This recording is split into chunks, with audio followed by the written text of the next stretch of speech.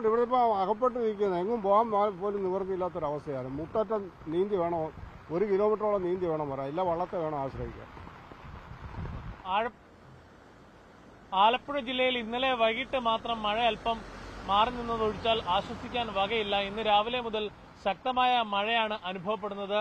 ഞാനിപ്പോൾ നിൽക്കുന്നത് ചങ്ങനാശ്ശേരി ആലപ്പുഴ റോഡിലാണ്. പലയിടത്തും വെള്ളക്കെട്ടാണ്. ഏതാനും KSRTC ബസ്സുകൾ മാത്രമാണ് സർവീസ് നടത്തുന്നത്. അതോടൊപ്പം തന്നെ ചെറു വാഹനങ്ങളിലൊക്കെ ഈ ഭാഗത്തുകൂടിയുള്ള യാത്ര ഒഴിവാക്കുന്നതായിരിക്കും ഉചിതം. പലയിടത്തും വാഹനങ്ങൾക്ക് കേടുപാടുകൾ പറ്റി ഇരിപ്പുണ്ട്. നമ്മുടെ ഇടതുവശത്തുള്ള ദൃശ്യങ്ങൾ മങ്കൊമ്പ് നെല്ല് ഗവേഷണ കേന്ദ്രത്തിലെ ദൃശ്യങ്ങളാണ്. മങ്കൊമ്പ് നെല്ല് ഗവേഷണ കേന്ദ്രത്തിൽ നെൽകൃഷിയുമായി ബന്ധപ്പെട്ടുകൊണ്ട് വിത്ത് വികസനം അടക്കമുള്ള കാര്യങ്ങൾക്കായി അവർ പരീക്ഷണാടിസ്ഥാനത്തിൽ കൃഷി നടത്താറുണ്ട്. അത് 10 ഏക്കറോളം ഭൂമിയിലാണ് ഈ ഇത്തരത്തിൽ കൃഷി നടത്തുന്നത്. ആ കൃഷി പൂർണ്ണമായും വെള്ളത്തിനടിയിലായിരിക്കുന്നുണ്ട്. പ്രദേശവാസിയായ ഒരാൾ നമ്മളോടൊപ്പം ചേരുന്നുണ്ട്. എങ്ങനെയുണ്ട് മഴയുടെ ഒരു സാഹചര്യം? ഇപ്പോൾ പലയിടത്തും മഴ വീണിട്ടുണ്ടല്ലേ? ഈ പാടത്ത് ഇന്നലെ വരെ കുഴപ്പമില്ലായിരുന്നു. ഇന്നലെ വൈകിട്ടാണ് ഈ പാടം മൂലപൊക്കം മട വീണത്.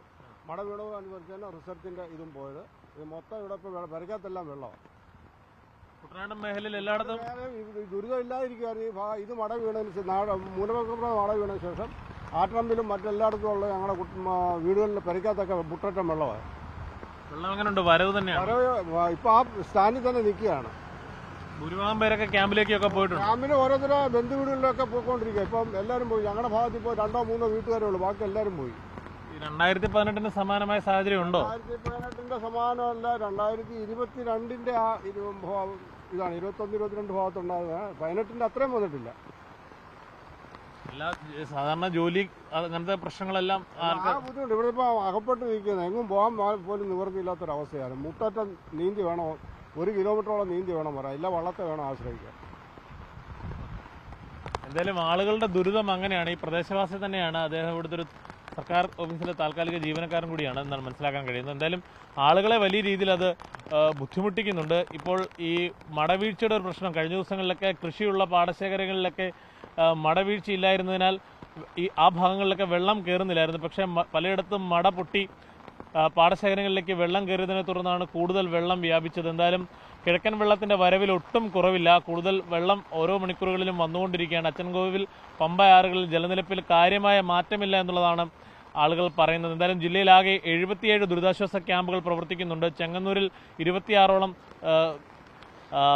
ക്യാമ്പുകൾ പ്രവർത്തിക്കുന്നുണ്ട്. തോട്ടപ്പള്ളി സ്പിൽവേയിൽ നിന്നും കൂടുതൽ വെള്ളം ഒഴുക്കിവിടുന്നതിനുള്ള നടപടികൾ തുടങ്ങിയിട്ടുണ്ട്. അവിടെ മാലിന്യം അടിയുന്നതിൻ്റെ ഒരു പ്രശ്നം ആളുകൾ പറയുന്നുണ്ടായിരുന്നു. എന്തായാലും കുട്ടനാട് മേഖലയിൽ ഉൾപ്പെടുന്ന മുട്ടാർ, രാമങ്കേരി, കാവാലം, നെടുമുടി അടക്കമുള്ള പഞ്ചായത്തുകളിലെല്ലാം ഈ വെള്ളക്കെട്ടിന്റെ രൂക്ഷത അനുഭവിക്കുന്നുണ്ട്. കൈനഗിരി അടക്കമുള്ള താഴ്ന്ന പ്രദേശങ്ങളിൽ വെള്ളക്കെട്ടിലാണ്. എന്തായാലും 2-3 ദിവസം വെയിൽ ഉറച്ചു നിൽക്കുകയും മഴ മാറി നിൽക്കുകയും ചെയ്യുന്ന സാഹചര്യത്തിൽ മാത്രമേ നമുക്ക് പൂർണ്ണമായും ജില്ലയ്ക്ക് ആശ്വസിക്കാൻ വകയുണ്ടാകുകയുള്ളൂ. എന്തായാലും ചങ്ങനാശ്ശേരി ആലപ്പുഴ റൂട്ടിൽ ഏതാനും KSRTC സർവീസ് നടത്തുന്നുണ്ട്. പക്ഷേ ഇനിയും വെള്ളം ഉയർന്നാൽ KSRTC സർവീസുകൾ നിർത്തിവെക്കേണ്ടി വരുമെന്നാണ് KSRTC അധികൃതർ അറിയിക്കുന്നത്. അതോടൊപ്പം അമ്പലപ്പുഴ തിരുവല്ല പാതയിൽ കഴിഞ്ഞ ദിവസം തന്നെ സർവീസുകൾ KSRTC നിർത്തിവെച്ചിരുന്നു. എന്തായാലും വലിയ ദുരിതത്തിലൂടെയാണ് ആലപ്പുഴ ജില്ല കടന്നു പോകുന്നത്. ഓരോ മണിക്കൂറുകളിലും ആശങ്കപ്പെടുത്തുന്ന രീതിയിലാണ് വെള്ളം ഉയരുന്നത്. എന്തായാലും ഇപ്പോൾ പ്രധാനപ്പെട്ട പ്രതിസന്ധി പലയിടത്തും പാടശേഖരങ്ങളിൽ മട വീഴുന്നതാണ്. മട വീഴുന്നതിനെ തുടർന്ന് വെള്ളം പലയിടത്തേക്കും വ്യാപിക്കുകയാണ്. അത്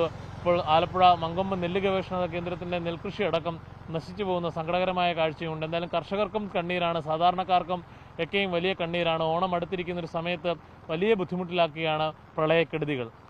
ലേഷ് കാഞ്ഞികാവിനോടൊപ്പം ജോസി ബാബു, മീഡിയ 1 ആലപ്പുഴ.